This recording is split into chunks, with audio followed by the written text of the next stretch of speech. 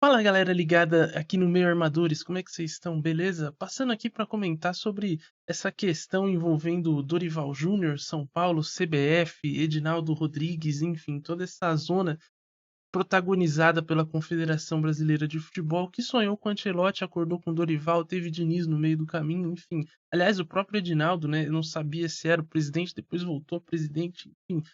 É uma loucura. E essa loucura acabou respingando no São Paulo Futebol Clube, que agora vai ter que buscar um novo treinador, uma vez que Dorival Júnior foi o nome escolhido pela CBF. Em breve será anunciado aí como o novo treinador da seleção brasileira. Mas antes, dois recados aqui. O primeiro, desejar um feliz ano novo para você que está assistindo esse vídeo, que seja um ano de muita prosperidade e paz e que você consiga realizar os seus objetivos nesse ano de 2024. E o segundo é para você deixar o seu like no vídeo, se inscrever no canal caso você ainda não seja inscrito e também acompanhar a gente no Instagram, @meioarmadores. Diariamente a gente está postando lá atualizações sobre mercados, enfim, sobre o mercado, na verdade, da bola, né? Sobre mercados, parece que a gente fala de mais de um, de, sei lá, economia não, embora o Cássio seja economista, mas a gente fala mesmo do mercado da bola.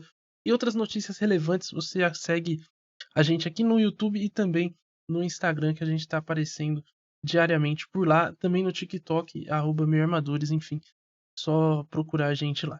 Mas vamos direto ao assunto agora, porque a CBF protagonizou mais uma bela confusão no futebol brasileiro, né? Não é nenhuma novidade que a CBF é uma grande zona, uma grande confusão. Institucionalmente, a entidade é muito bagunçada, né? Vive polêmicas e, enfim, sempre, toda temporada a gente acompanha alguma polêmica protagonizada pela confederação. Já no final do ano passado, as coisas já não estavam legais, né? Vale lembrar que, aliás, no ano passado inteiro, né? Porque teve todo esse imbróglio em relação à escolha do novo treinador. O Edinaldo, então presidente, dizia que tinha um acordo com o Carlo Ancelotti, que ia esperar, anunciou o Fernando Diniz como técnico interino.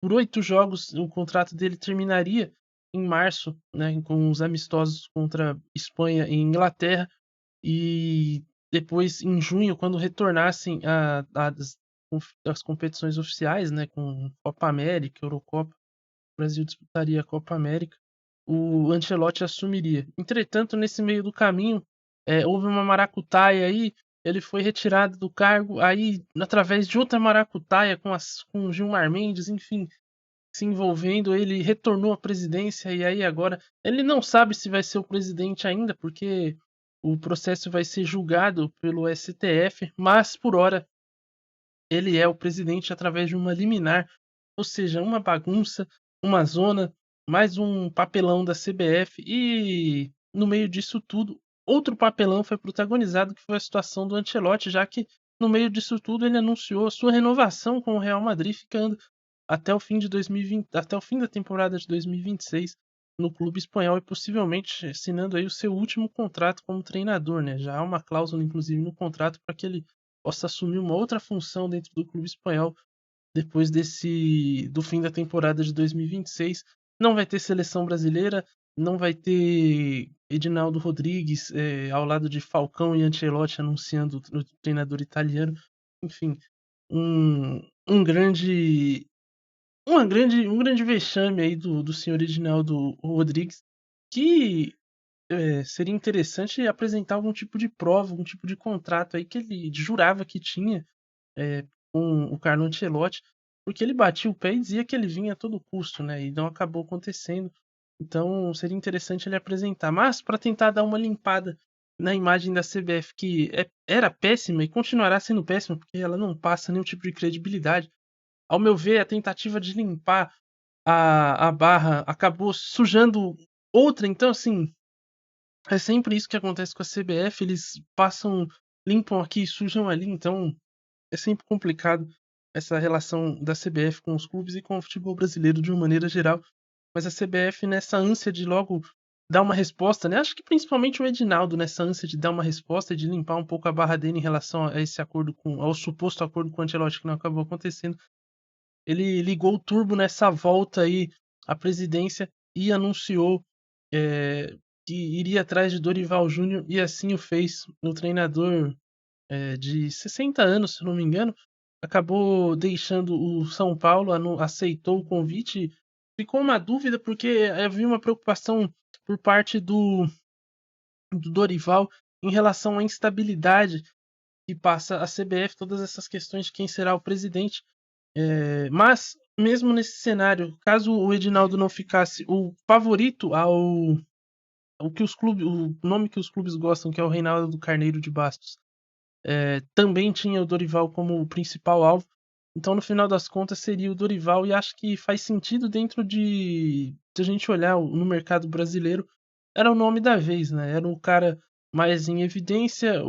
Para mim, não é, apesar do ano que ele fez no São Paulo, não é o melhor treinador brasileiro, mas é o cara que, enfim, vem conquistando títulos. Vamos lembrar, né? Com o Flamengo foi campeão da Libertadores e da Copa do Brasil, ganha a Copa do Brasil de maneira inédita com o São Paulo na temporada passada.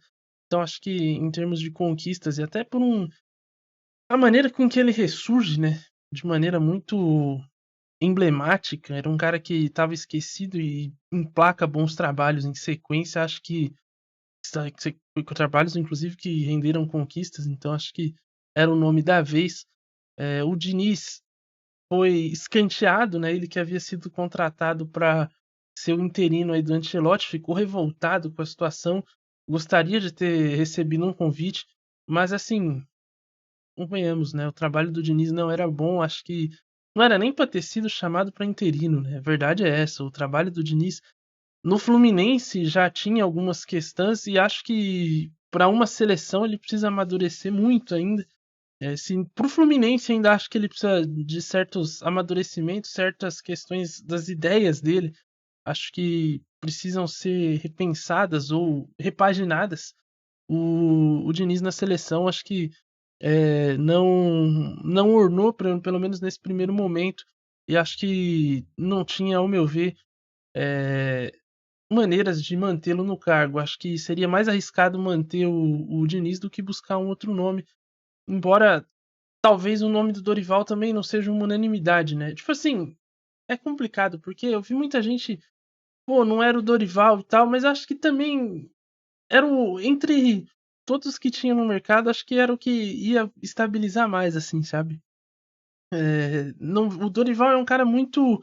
Ele não tem muita mídia, ao contrário do Diniz, que muitas vezes acho que o pessoal endeusa demais ele. Não tô querendo dizer que ele é ruim, mas acho que a galera exalta demais o Diniz para algumas coisas e acaba se esquecendo de rever outras, enfim. É muito 880 no Diniz. A galera que gosta dele é, ama e a galera que não gosta detesta, e, enfim. Acho que as críticas e os elogios são muito exagerados quando se trata de Fernando Diniz, e o Dorival não tem isso. O Dorival é um cara que, ao contrário, né, é um cara muito quieto. Acho que, puta, eu vou falar uma merda agora, que senão ficar.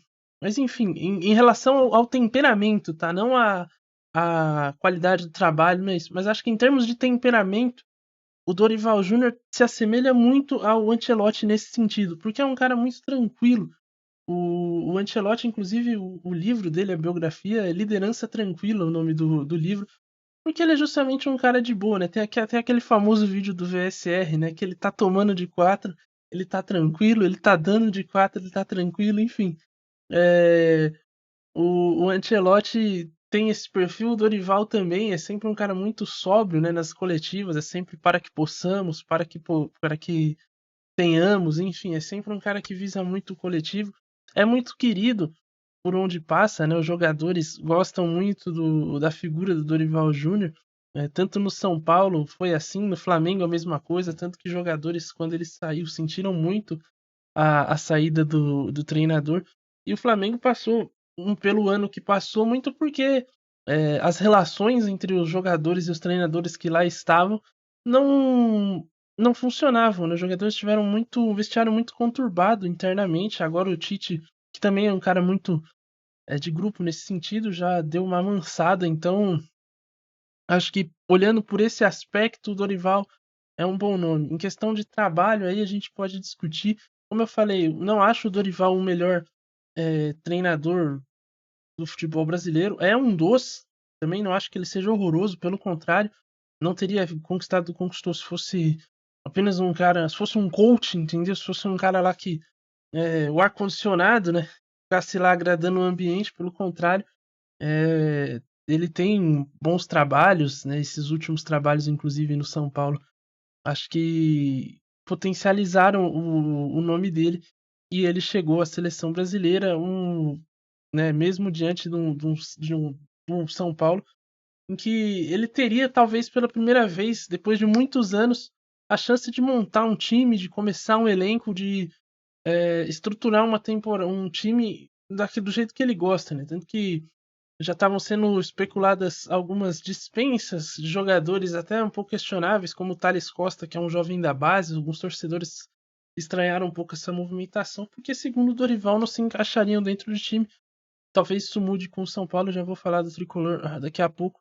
Só para fechar aqui, o Dorival Júnior, já, na verdade, já entrando no São Paulo também, porque ele acaba largando, né? Eu tô sendo aqui também, talvez um pouco passional, mas ele acaba deixando o São Paulo numa sinuca de bico, né? Uma vez que todo o planejamento tinha sido montado com o Dorival Júnior, nomes de jogadores já tinham sido contratados com o aval dele, saídas já tinham sido feitas com o aval dele. Então, tudo isso já estava meio que. São Paulo já tinha sido planejado com a cabeça do Dorival, com a figura do Dorival Júnior à frente da equipe.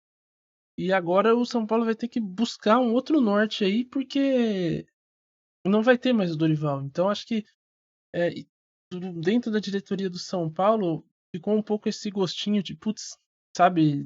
Não digo que foi uma trairagem, porque acho que ele foi muito honesto nesse sentido, sempre comunicou, nunca escondeu de ninguém que tinha o sonho de dirigir a seleção brasileira. A proposta chegou e ele falou pra rapaziada que estava vazando porque era o sonho dele e ele gostaria de concluir esse sonho.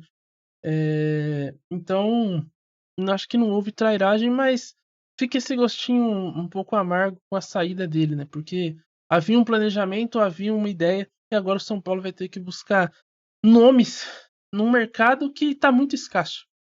E não me venham com Wagner Mancini, Vanderlei Luxemburgo, Roger Machado, Cuca. Cara, de verdade, sugerir isso aí em 2024 para mim é o fim da picada. Só que ao mesmo tempo a gente olha pro mercado e não tem ninguém que seja unânime, né? O nome que era unanimidade não vem, que era o Vojvoda. Inclusive já recebeu o contato do São Paulo e já negou. Eu tô gravando isso aqui, daqui a pouco pode ser que o São Paulo anuncie um treinador quando esse vídeo for ao ar, porque a coisa é muito volátil também. Do nada aparece um nome, do nada as coisas estão sendo negociadas.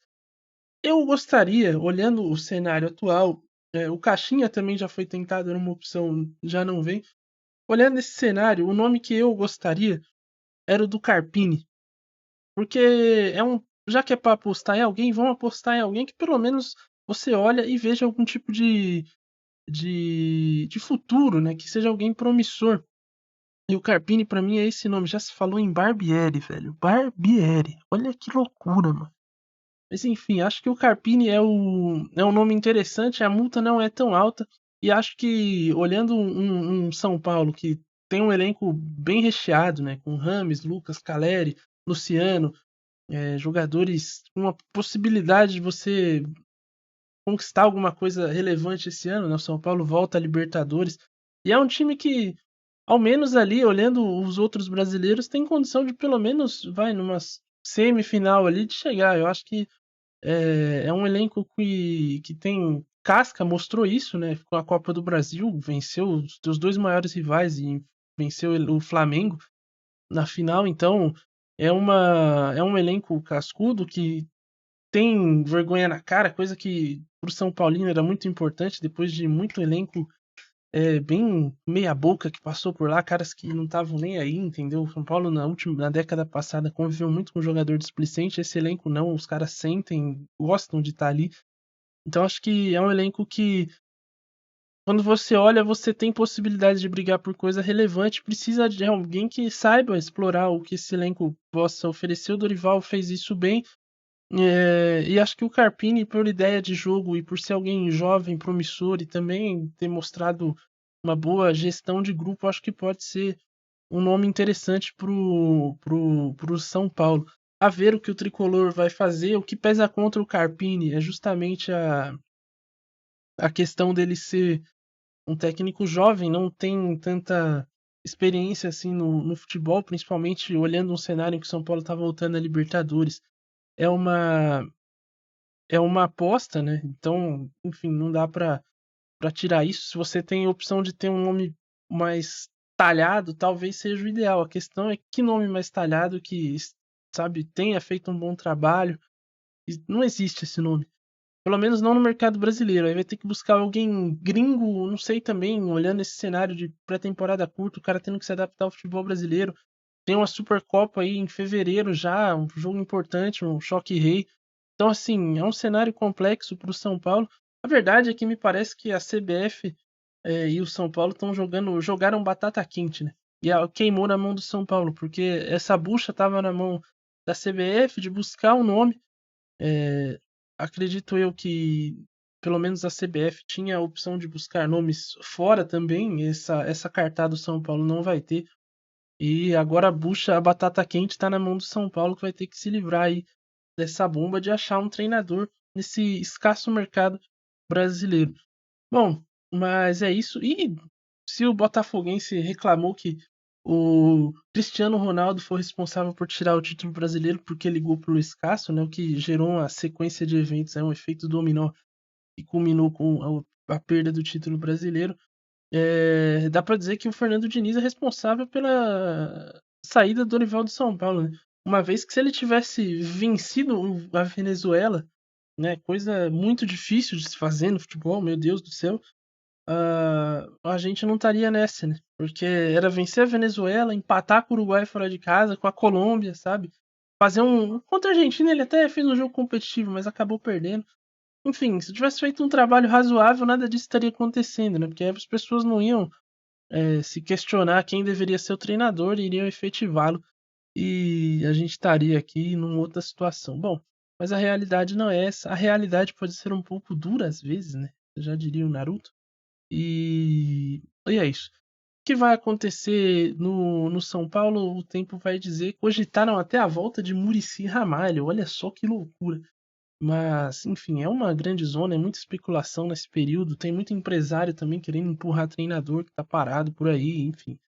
É uma é um cenário muito maluco e a gente só vai saber quando as coisas se resolverem. Na seleção brasileira, acho que o Dorival, pelo menos nesse primeiro momento, vai conseguir montar um time muito mais sóbrio do que vinha sendo feito com o Fernando Diniz. Nesse sentido, acho que o Dorival lida muito melhor com essas questões.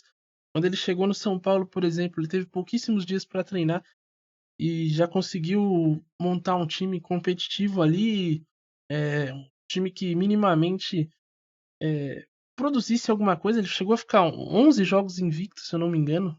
Os primeiros 11 jogos dele ele não perdeu no São Paulo. Então é um cara muito mais para esses períodos de seleção que você tem pouco tempo para treinar e, e você muitas vezes lida na conversa. Acho que o Dorival tem mais tato para lidar com isso. E até porque não é um estilo de jogo tão complexo, tão loucura como o do Fernando Diniz, né? Que depende muito de dia a dia, de, enfim, treinamentos para os jogadores assimilarem a ideia, ainda mais já que eles vêm de outras realidades. Acho que o Dorival consegue se adaptar nesse sentido à realidade dos jogadores e também à rotina de trabalho da seleção. Até porque o Dorival, durante muitas vezes em sua carreira, era o famoso bombeirão, né? Era que chegava ali para apagar incêndio, pegar time no meio de temporada e fazer aquilo ali funcionar minimamente. Acho que ele tem mais esse tato. É o que ele vai fazer mais uma vez na seleção, né? Curioso, né? O Dorival tem essa sina na carreira, né? De sempre pegar trabalhos no meio. Ele sempre. Impressionante. É uma sina aí do seu Dorival Júnior na carreira com a seleção. Vai ser a mesma coisa. Tomara que ele consiga dar um jeito nesse time e não cair nesse papo de que a geração é ruim. Você tem bons valores individuais, sim.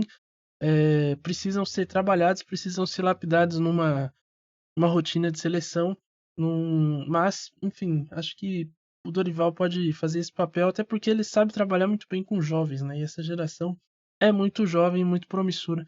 Então, boa sorte ao Dorival, boa sorte ao São Paulo e à diretoria aí para encontrar um novo treinador também que possa ser um nome mais, possa ser um nome interessante que consiga botar esse time é, nos eixos, e não pode ser um cara também que vai querer reinventar a roda, né? Esse também é um outro desafio da diretoria do São Paulo. O tempo é curto, então tem que ser alguém que com pouco tempo vai chegar ali e fazer a pré-temporada e aproveitar muito da base do que tinha do Dorival, né? Porque não vai ter tempo para mudar, ainda mais com essa pressão aí de já em fevereiro ter uma Supercopa, aí um jogo contra um Palmeiras, um time muito consolidado. Então, é difícil, mas nem tudo está perdido. Eu acho que era melhor você perder 1, 2 dias do que um outro cenário que alguns traçaram aí de, por exemplo, o Dorival sair em fevereiro e aí assume outro enquanto o São Paulo ia buscando alguém. E eu acho esse cenário péssimo, porque aí você começa o time de um jeito e tem que mudar tudo de novo sem tempo, enfim. É perder 1, 2 dias agora, mas pelo menos olhar pra frente e buscar uma temporada aí que ainda pode terminar com glórias, né? Por que não? Mas é isso, espero que você tenha gostado. Ainda hoje tem vídeo também falando sobre as piores contratações de 2023. Essa semana a gente vai estar voltando à normalidade. Semana que vem tem os estaduais também, a gente vai estar trazendo aí as transmissões, definindo a agenda. E é isso aí, certo? Valeu, falou, siga a gente no Instagram, reforçando o TikTok e se inscreva no canal caso você não tenha se inscrito. Deixa o seu like, valeu, falou e até mais.